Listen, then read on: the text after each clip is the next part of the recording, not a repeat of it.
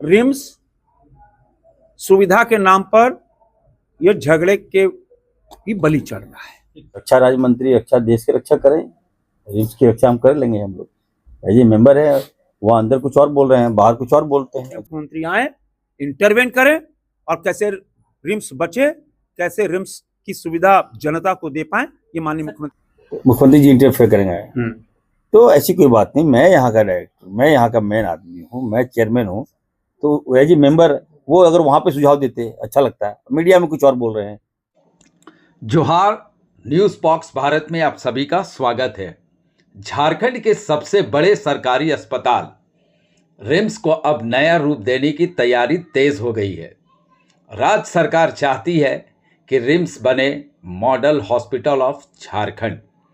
बुधवार को स्वास्थ्य मंत्री डॉक्टर इरफान अंसारी की अध्यक्षता में हुई गवर्निंग बॉडी की बैठक में कई बड़े जनहितकारी फैसले लिए गए। सबसे अहम, मरीजों की जान बचाने के लिए 100 नए वेंटिलेटर तुरंत उपलब्ध कराने का निर्णय लिया गया। बैठक में मौजूद थे रांची के सांसद संजय सेठ, विधायक सुरेश बैठा, रिम्स निदेशक और कई वरिष्ठ सदस्य। लेकिन बैठक खत्म होते ही राजनीतिक पारा चढ़ गया। रक्षा राज्य मंत्री व रांची के सांसद संजय सेठ ने मीडिया के सामने कहा, रिम्स की हालत बद से बदतर हो गई है। रिम्स की हालत बद से बदतर हो गई है। मुख्यमंत्री को अब खुद हस्तक्षेप करना चाहिए। फिर क्या? सामने आया स्वास्थ्य मंत्री डॉक्टर इरफान अंसारी का तीखा जवाब। इरफान अंसारी ने कहा, संजय सेठ बैठक में तो अच्छी अच्छी बातें करते हैं, सुझाव भी देते हैं, लेकिन बाहर जाकर कुछ और ही बोलते हैं। इरफान अंसारी ने कड़े शब्दों में कहा, रक्षा राज्य मंत्री संजय सेठ देश की रक्षा करे, रिम्स की रक्षा हम कर लेंगे। रक्षा राज्य मंत्री देश की रक्षा करें, रिम्स की रक्षा हम कर लेंगे, यानी इरफान अंसारी। आगे उन्होंने कहा, हम जानते हैं रिम्स को कैसे बेहतर चलाना है। किसी का भी अनुचित हस्तक्षेप रिम्स में बर्दाश्त नहीं किया जाएगा। अब यह सवाल है, क्या रिम्स सच में मॉडल हॉस्पिटल बनेगा या फिर यह विवाद फिर से इलाज की दिशा बदल देगा? चलिए सुनाते हैं। सबसे पहले बैठक के बाद रांची के सांसद और रक्षा राज्य मंत्री संजय सेठ ने क्या कहा और उसके बाद डॉक्टर इरफान अंसारी स्वास्थ्य मंत्री रिम्स शासी परिषद की बैठक के बाद मीडिया के सामने क्या कुछ बताएं और संजय सेठ के सवालों का कैसे जवाब दिया। चलिए, जोरदार मुकाबला इन दोनों के बीच में हुआ है। आप जरूर सुने पूरी खबर। देखो, रिम्स से जो अपेक्षाएं थी, अपेक्षा पे रिम्स खरा नहीं उतर रहा है। और माननीय उच्च न्यायालय के संज्ञान लेने के बाद भी एक माननीय हमारे आदरणीय चीफ जस्टिस एक्स बैठक में रह रहे हैं, जो संवेदना माननीय उच्च न्यायालय ने दिखाई, किंतु माननीय स्वास्थ्य मंत्री और डायरेक्टर के बीच में अभी तक सामंजस्य नहीं है, जिसका परिणाम है कि रिम्स ट्रैक से उतर चुका है। राज्य की जनता रिम्स में सुविधा चाहती है।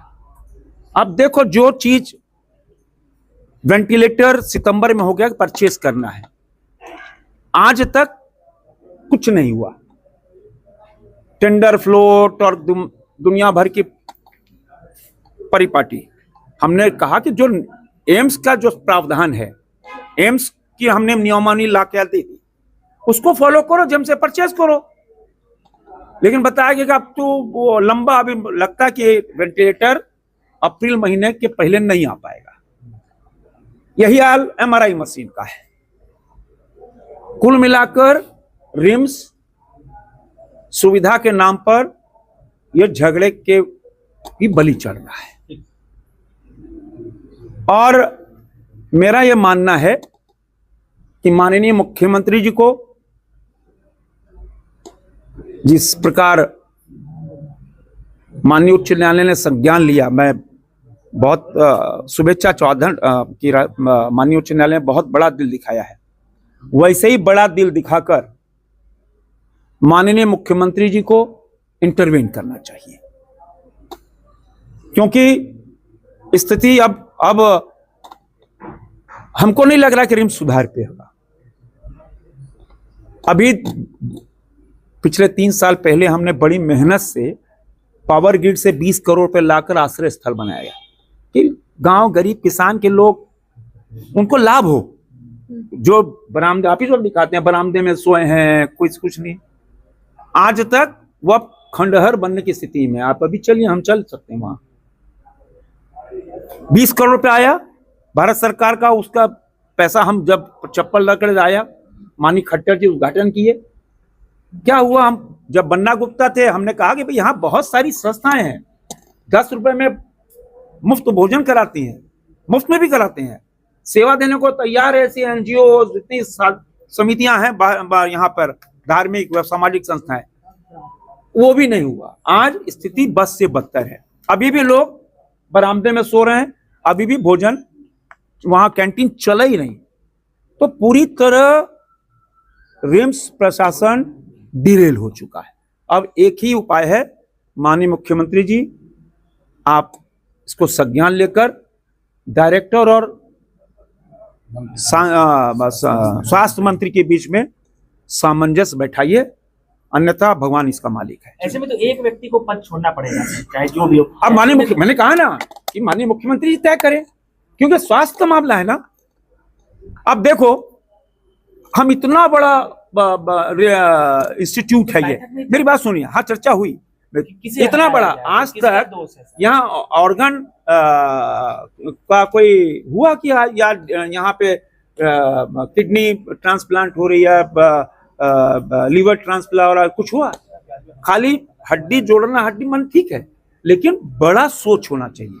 बड़ी सोच के साथ इतना बड़ा इंस्टीट्यूशन है, झगड़ा किस बात का है? हमको आज तक ये समझ नहीं आया। आज क्या विवाद है? आज क्या? अब माननीय स्वास्थ्य मंत्री जी और वो बताएंगे, लेकिन मेरा जो पूरा निचोड़ कंक्लूजन है कि जिस तरह माननीय उच्च न्यायालय ने खुद संज्ञान लेकर in the interest of the citizen of Jharkhand, in the interest of the citizen of Ranchi, बड़ा दिल दिखाया माननीय उच्च न्यायालय ने, बहुत बड़ा दिल। मैं उनको सैल्यूट करता हूं। वैसे ही बड़ा दिल दिखाकर माननीय मुख्यमंत्री आए, इंटरवेन करें और कैसे रिम्स बचे, कैसे रिम्स की सुविधा जनता को दे पाए, ये माननीय मुख्यमंत्री आप सदस्य हैं, आप भी सुन रहे हैं तमाम सभी चीजों को। कौन दोषी है? हम ये हम वो नहीं कर सकते, डिसीजन नहीं दे सकते।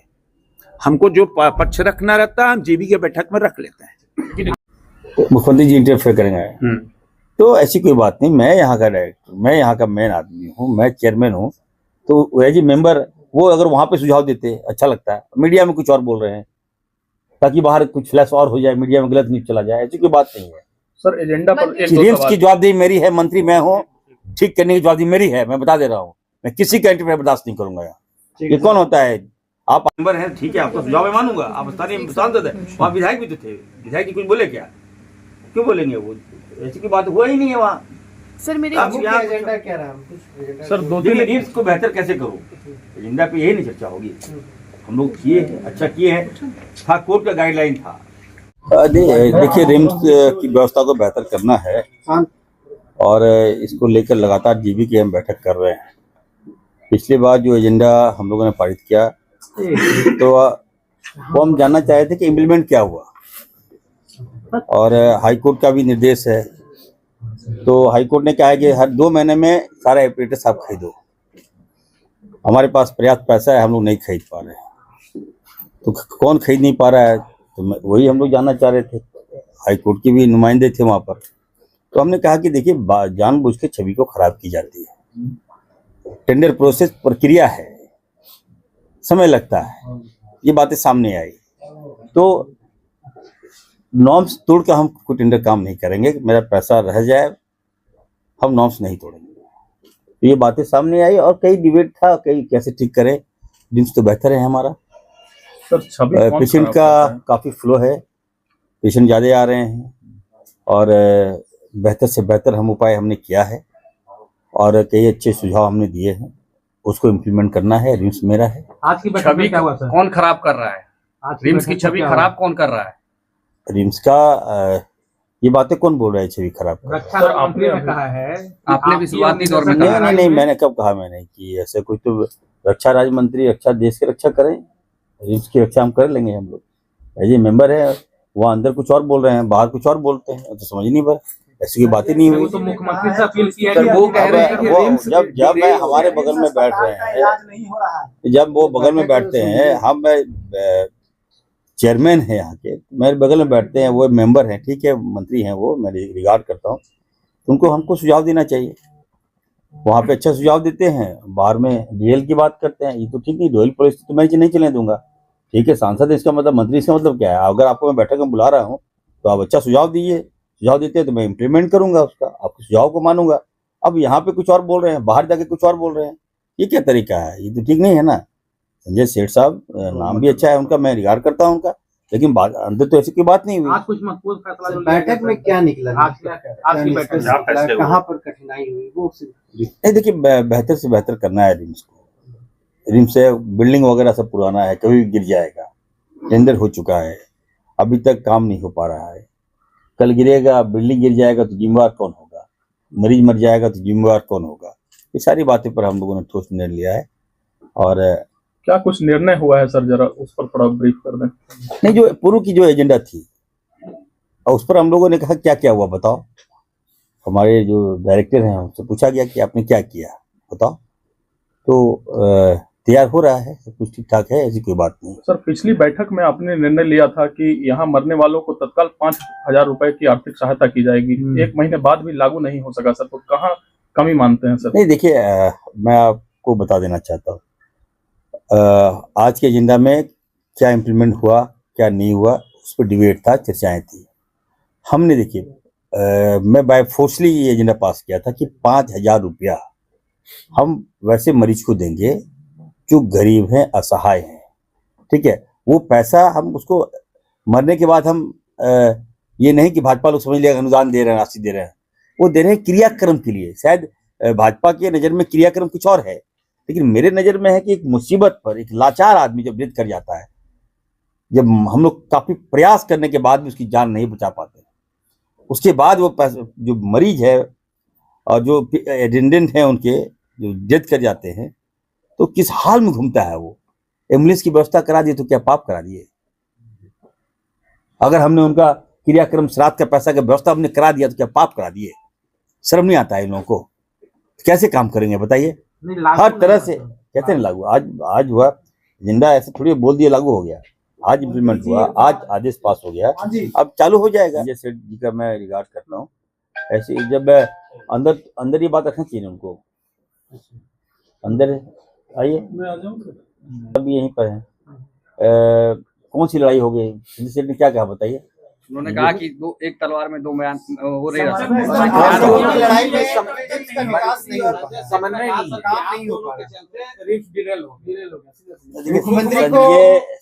इंटरफेयर करने के लिए। नहीं, देखिए, संजय सेठ साहब को मैं फिर से कहना चाहता हूँ, आपने कोई थॉट तो दिया नहीं। रिम्स की बेहतरी के लिए तो आप कुछ बोलते नहीं है। अंदर थे, आपका जो सुझाव है हम लोगों ने माना, तो डिटेल कहाँ हो गया? कौन सा विवाद है इनमें बताइए? Good question. वो वेंटिलेटर को लेकर ही आपस में हम लोगों का थोड़ा सा तकरार भी हुआ। हम लोगों ने कहा कि देखिए, पेशेंट आते हैं, गरीब लोग आते हैं, हमारा एक ही हॉस्पिटल है जो सारे पेशेंट को अडॉप्ट करता है रिम्स। वहाँ पे मेरे पास वेंटिलेटर कम है, हम लोग नहीं दे पाते हैं। हमारा मरीज एम्बुलेंस में रहता है कि कोई खाली करे तो हम एडमिट करें। तो पिछली बार 79 हम लोग वेंटिलेटर खरीदने की व्यवस्था की थी। हमने वही कहा इनको कि क्यों नहीं खरीदा आपने, क्या दिक्कत है। उसके बाद हमने कहा कि 79 के साथ साथ 100 खरीदना था, 179 वेंटिलेटर खरीदना था। तो कुछ टेक्निकल बातें हैं, कुछ प्रोसेस है, कुछ गाइडलाइन है, तो इसमें थोड़ा समय लगेगा। निविदा निकाल दी गई है, हमको लगता है कब तक करेंगे आप? 1.5 महीने में कर देंगे सर। तो 1.5 महीने में हो जाएगा। 75 जो मानवी जी कह रहे हैं ऑलरेडी प्रोसेस में, ये 100 अलग से बात हो रही है। संजय सेठ बोल ही रहे थे कि अप्रैल हो जाएगा। हमारे पास नहीं जल्दी करेंगे। अब आप उतना क्यों फेवर ले रहे हैं उसका? आप चेयरमैन का फेवर लीजिएगा कि संजय सेठ का फेवर लीजिएगा? आप बोल रहे थे नहीं, मैं उनका मैं देखिए इतना अच्छा व्यक्ति है संजय सेठ साहब, इतने अच्छे लीडर हैं, इतना मधुर भाषी बोलते हैं बगल में, और बाहर कुछ और बोल देते हैं।